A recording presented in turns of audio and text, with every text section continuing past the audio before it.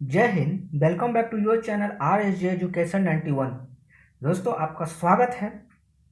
हम लोग इस टाइम एसआई और सीडीपीओ के सेट के लिए मिलते हैं। इससे पहले हम लोगों ने 29 सेट को देख रखा है। आज हम लोग 30 सेट नंबर सेट को देखेंगे। इसका संपूर्ण पीडीएफ आपको हमारे Telegram channel target with are S J education पे मिल जाएगा। आप लोग वहाँ ज्वाइन होइए और पीडीएफ लीजिए ताकि एग्ज़ाम के समय पीडीएफ आपको मददगार साबित हो सके। तो चलिए अपने दोस्तों को लिंक शेयर कर दीजिए कि क्लास स्टार्ट हो गया है, ठीक है, और लाइक भी करते चले। चलिए हम लोग स्टार्ट करते हैं पहले नंबर क्वेश्चन से। हमारा पहला नंबर क्वेश्चन इस प्रकार है, पहली बार परमाणु बम कहाँ फेंका गया था? टाइमर आपका स्टार्ट है। चलिए, तो यहाँ पे हमारा आंसर हो जाएगा option number B. Option number B अर्थात हिरोशिमा। हिरोशिमा पे जो है कि ये हिरोशिमा कहाँ है? जापान में है। यहाँ पे पहली बार 6 अगस्त 1945 को जो है कि परमाणु बम फेंका गया था।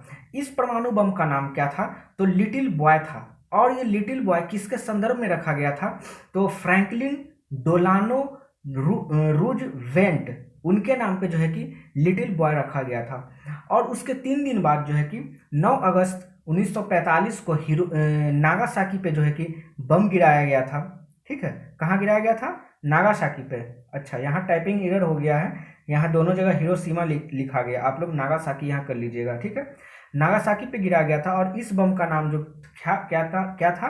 तो बैटमैन था। और ये किसके संबंध में था? तो विंस्टन चर्चिल के संबंध में था। चलिए नेक्स्ट क्वेश्चन हम लोग देखते हैं। नेक्स्ट क्वेश्चन है आपका, भारत का प्रधानमंत्री निम्नलिखित किस प्रक्रिया से बनाया जाता है?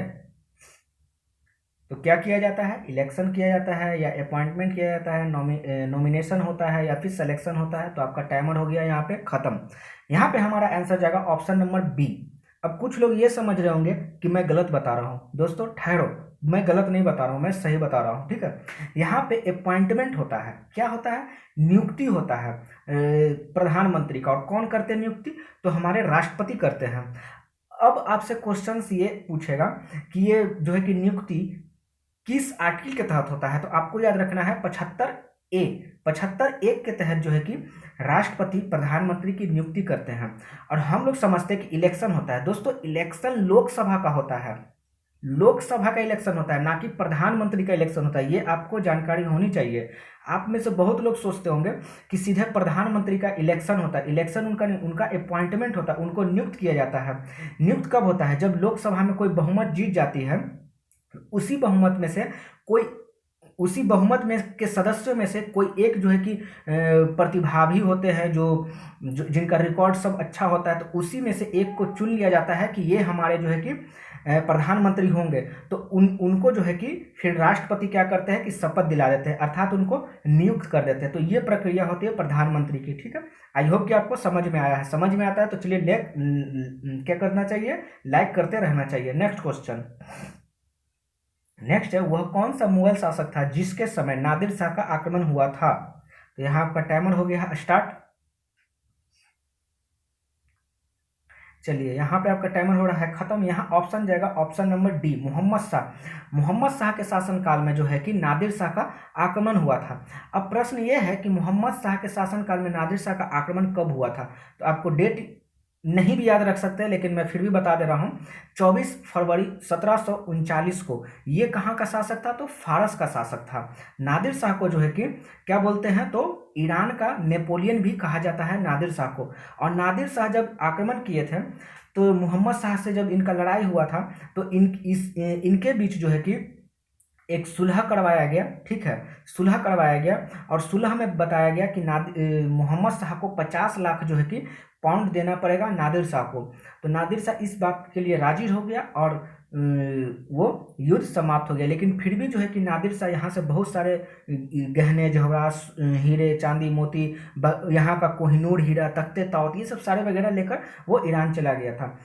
इसका संपूर्ण इसका संपूर्ण जो है कि डिटेल आपको जानना है तो आप हमारे हिस्ट्री वाले बैच में जुड़िए। वहाँ पे मैंने इस चैप्टर को कल ही पढ़ाया है, मोहम्मद शाह के बारे में। आप लोग वहाँ जुड़िए और यहाँ बेहतर से आपको बताया गया है। चलिए, यहाँ पे हमारा ऑप्शन नंबर डी हो गया, मोहम्मद शाह। ठीक है ने, और मैंने ये भी कल कल के मतलब क्लास में बताया था हिस्ट्री वाले बैच में कि ऐसा क्वेश्चन आपसे पूछा जा सकता है, जो ये क्वेश्चन आपको डिस्प्ले पे दिख रहा है। और ऐसा क्वेश्चन देखिए, प्रीवियस ईयर का ये क्वेश्चन है और पूछा गया है। ठीक है, तो चलिए नेक्स्ट क्वेश्चन है हमारा, भारत छोड़ो आंदोलन के दौरान समानांतर सरकार का गठन कहाँ किया गया था? तो टाइमर आपका स्टार्ट है। यहाँ पे हमारा आंसर क्या हो जाएगा? चलिए, टाइमर हो गया खत्म। यहाँ हमारा आंसर हो जाएगा option number B, Ballia. Ballia में जो है कि बलिया में जो है कि इसका भारत छोड़ो आंदोलन के समानांतर सरकार का गठन किया गया था। ठीक है, और अगर भारत छोड़ो आंदोलन की बात करें तो 8 अगस्त 1942 को जो है कि गांधी जी ने इसका स्टार्ट किया था। नेक्स्ट क्वेश्चन है हमारा, सर आर्यकुट निम्नलिखित में से किससे संबंधित हैं? ये सब देखिए प्रीवियस क्वेश्चंस है और मैंने इसका जो है कि हिस्ट्री वाले बैच में बहुत ही बेहतरीन तरीका से आपको बताया है। चलिए, टाइमर हो गया खत्म। यहाँ पे ऑप्शन नंबर हो जाएगा ए, वांडीवास का युद्ध। वांडीवास का युद्ध आपको याद रखना है 22 जनवरी 1716 को हुआ था। आपसे एग्जामिनर क्वेश्चन पूछ सकता है कि वांडीवास का युद्ध किन किन के बीच हुआ था, तो आपको याद रखना है कि इंग्लैंड और फ्रांसीसी के बीच। और इसका मैंने यहाँ पे डिस्क्रिप्शन लिख दिया है, आप लोग पढ़ लीजिएगा। और बाकी अगर आपको अच्छे से समझना है तो आप मेरे हिस्ट्री वाले बैच में यूरोपीय भारत का आगमन देखिएगा, वीडियो नंबर आप अंग्रेज वाला देखिएगा, मतलब लास्ट वीडियो, उसमें ये सर आर्यकुट और नहीं कर्नाटक का युद्ध में देखिएगा, ये सर आर्यकुट के बारे में आपको विस्तार से बताया गया। बाकी मैं यहाँ पे लिख दिया, आप लोग पीडीएफ में देख लीजिएगा। नेक्स्ट क्वेश्चन है हमारा, कुषाण वंश के प्रसिद्ध राजा का नाम बताइए। तो कुषाण वंश के वो प्रसिद्ध राजा कौन थे? टाइमर आपका है चालू। चलिए, टाइमर हो रहा है खत्म। चलिए, टाइमर हो गया खत्म। यहाँ पे हमारा ऑप्शन नंबर ए जाएगा, कनिष्क। कनिष्क जो है कि कुषाण वंश का प्रतापी राजा था। कनिष्क से आपको कुछ और भी याद आ रहा होगा। यस, याद आ रहा है आपको दोस्तों कि कनिष्क के शासनकाल में ही जो है कि कुंडलवन में कश्मीर में बौद्ध संहिता हुई थी, वो भी कितना नंबर का? तो चौथा नंबर का। ठीक है, और मैं थोड़ा सा इंपॉर्टेंट पॉइंट आपको बता दूं, कनिष्क के समय ही बौद्ध धर्म जो है कि दो यान में बट गया, जिसको महायान और क्या बोला गया? हीनयान। महायान वे लोग होते थे जो बुद्ध को देवता मानकर उनकी पूजा करते थे, और हीनयान वो लोग होते थे जो इनको महापुरुष मानते थे। देखिए, इसको समझने का बहुत ही अच्छा ट्रिक मेरे पास है। ट्रिक ये है कि महायान मतलब आप लोग महान सोच रहे हो, तो बस इसका अपोजिट कर देना है। महायान में महापुरुष नहीं होगा, तो कौन सा होगा? हीनयान में होगा। बस एक समझ गए तो दो ही चीज है ही, ये चाहे वो। ठीक है, क्लियर। चलिए, और अगर इसकी कुषाण वंश की संस्थापक की बात करें तो कुजिल कड़फिसेस। नेक्स्ट क्वेश्चन, नेक्स्ट है हमारा, भारत में किस प्रकार का लोकतंत्र है? चलिए, तो यहां आपका टाइमर हो गया स्टार्ट।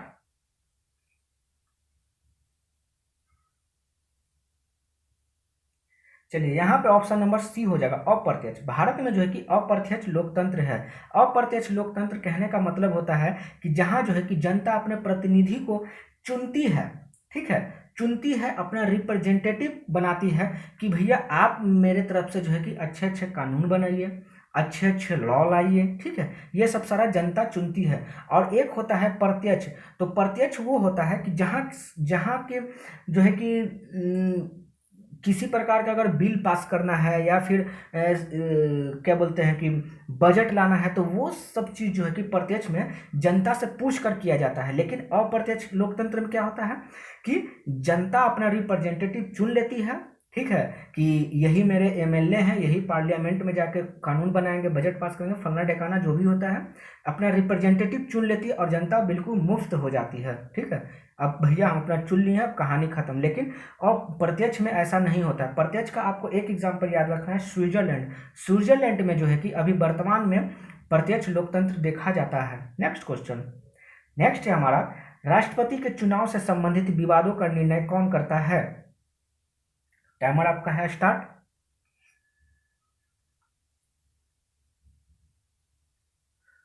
चलिए, यहां पे हमारा ऑप्शन नंबर हो जाएगा ए, उच्चतम न्यायालय। ठीक है, उच्चतम न्यायालय आपका जो है कि राष्ट्रपति के चुनाव से संबंधित जो भी विवाद होंगे उसको देखेगा। तो अब मुद्दा आता है कि इसके बारे में कहीं लिखा है क्या? यस, लिखा है। आप कॉन्स्टिट्यूशन में जाकर देखिए, आर्टिकल 71 में ये बात लिखा हुआ है कि राष्ट्रपति के अगर चुनाव में किसी प्रकार का मतभेद होता है, किसी प्रकार का गड़बड़ी होता है, तो उसे केवल सुप्रीम कोर्ट में देखा जाएगा और कहीं नहीं। ना चुनाव आयोग, ना ही संसद और ना ही यहाँ दोनों देखिए दिया हुआ हाई कोर्ट और सुप्रीम कोर्ट दोनों, तो दोनों में नहीं, केवल सुप्रीम कोर्ट में ही इसका सुनवाई होगा। ठीक है, यहाँ पे मैंने लिख रखा है, आप लोग पढ़ लीजिएगा इसे। नेक्स्ट क्वेश्चन, नेक्स्ट है हमारा, किस उच्च न्यायालय की पहली महिला मुख्य न्यायाधीश होने का गौरव प्राप्त है? तो यहाँ पे वो कौन सा जो है कि उच्च न्यायालय है कि जहाँ पे पहली महिला न्यायाधीश बनी है? चलिए, टाइमर हो गया खत्म। यहाँ पे हमारा आंसर हो जाएगा option number D, Himachal Pradesh जो है कि उच्च न्यायालय जो है कि यहाँ पे क्या है, पहली न्यायाधीश जो है कि, और पूरे भारत में भी ये हिमाचल प्रदेश ऐसा राज्य है जहाँ पे पहली मुख्य न्यायाधीश के तौर पे इनको नियुक्त किया गया। तो उनका नाम है लीला सेठ। ठीक है, उनका नाम क्या है? लीला सेठ। और चलिए, क्वेश्चन आ गया है।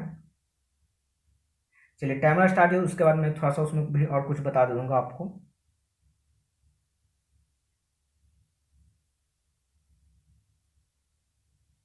चलिए, यहाँ पे आंसर हो जाएगा ऑप्शन नंबर परमादेश। ठीक है, चलिए, 9th नंबर क्वेश्चन में एक चीज छूट गया था कि मैंने आपको बता दिया कि वो तो क्या थे, वो मतलब हाई कोर्ट के थे। ठीक है, हाई कोर्ट के लीला सेठ थे जो कि हिमाचल के थे। लेकिन सुप्रीम कोर्ट की अगर बात की जाए तो उसमें आपको फातिमा भी याद रखना है। क्लियर, दोनों आपका हो गया, हाई कोर्ट और सुप्रीम कोर्ट की पहली महिला न्यायाधीश।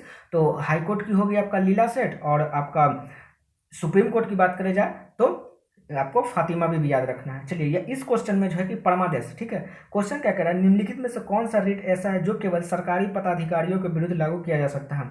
देखिए, ऐसे क्वेश्चंस जो है कि आज के ही वीडियो में आपको जो 10 बजे वाला क्लास है उसमें पॉलिटी का क्लास चला था, उसमें भी ये क्वेश्चंस आपको मिले थे। ठीक है, तो यहाँ पे हमारा आंसर हो जाएगा परमादेश। ठीक है, यानी मैडम मेंशन होता है इसका इंग्लिश। ठीक है, इसमें क्या होता है कि जो अधिकारी होते हैं उनको आदेश दिया जाता है। ठीक है, कि ये मेरा आदेश है, ऐसे करके बोला जाता है कि ये मेरा आदेश है।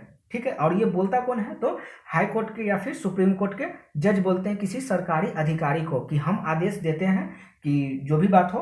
तो ये क्वेश्चन के अनुसार हमारा ये चीज होता है। और बाकी आपको अगर रीट के बारे में समझना है तो आप 10 बजे वाला क्लास जाकर पॉलिटी का देखिए, उसमें हम पूरे रीट को कवर किए हैं। नेक्स्ट क्वेश्चन हमारा है, राज्य शब्द का प्रयोग सर्वप्रथम किसने किया था?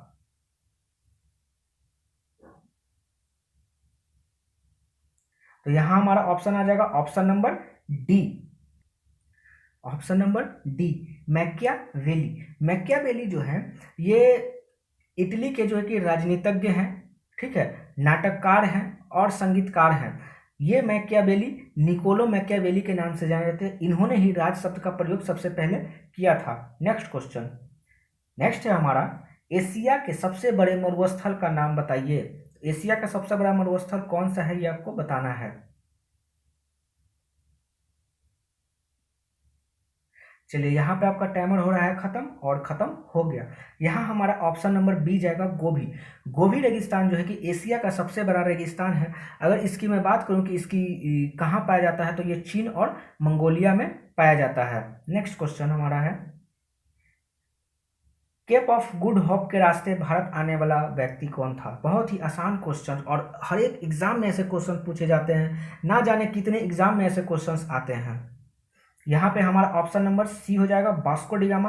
केप ऑफ गुड होप के रास्ते जो है कि वास्को डिगामा आए थे। ठीक है, यहाँ पे मैंने सारा कुछ लिख दिया है, आप लोग आराम से पीडीएफ पढ़ लीजिएगा। ठीक है, और अगर इस टॉपिक को आपको समझना है, पुर्तगाली से रिलेटेड, डच से रिलेटेड, फ्रांसी से रिलेटेड, तो आप लोग मेरा हिस्ट्री वाला बैच जो 12 बजे चलता है उसे जाकर देखें। उसे मैंने यूरोपियों का आगमन खत्म कर दिया है, और आपका अभी चल रहा है क्या, तो उत्तरवर्ती मुगल काल यानी मुगलों का पतन चल रहा है। नेक्स्ट क्वेश्चन, लाइक करते चलिए समझ में आ रहा है तो। भारत में सर्वाधिक वर्षा किस मानसून से होती है? टाइमर स्टार्ट है।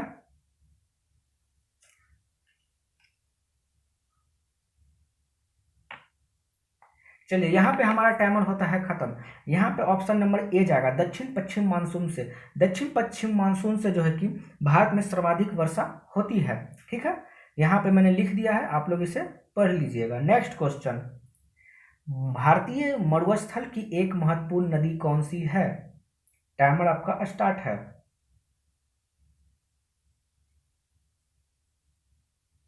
चलिए यहाँ पे हमारा आंसर हो जाएगा option number A, Luni. Luni नदी जो है कि ये भारतीय मरुस्थल की महत्वपूर्ण नदी है।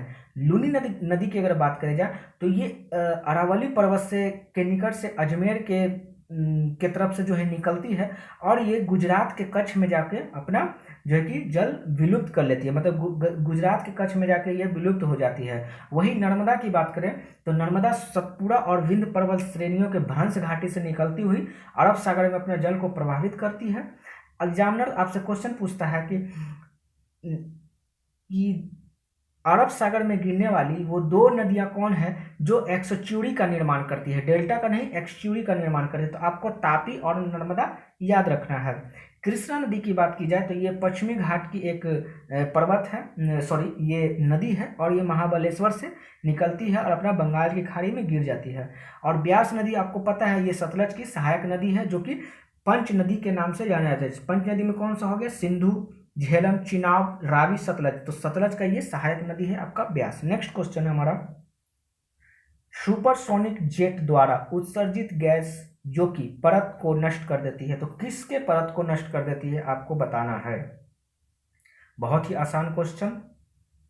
चलिए यहाँ पे हमारा आंसर की बात की जाए तो यहाँ हमारा आंसर हो जाएगा ऑप्शन नंबर बी, ओजोन परत को। ये ओजोन परत को जो है कि नष्ट कर देती है। ठीक है, नेक्स्ट क्वेश्चन। नेक्स्ट है, नॉट एक इकाई है, तो नॉट किसका इकाई है? तो आपका टाइमर स्टार्ट है, आप लोग आंसर आराम से दीजिए, 10 सेकेंड आपके पास है। चलिए टाइम अप। यहाँ ऑप्शन नंबर ए हो जाएगा जलयान की गति। जलयान की गति जो है कि हम लोग नॉक से नापते हैं। Next question. नेक्स्ट हमारा, एक हाइड्रोजन परमाणु का द्रव्यमान एक इलेक्ट्रॉन के द्रव्यमान का कितना गुना होता है? टाइमर स्टार्ट है।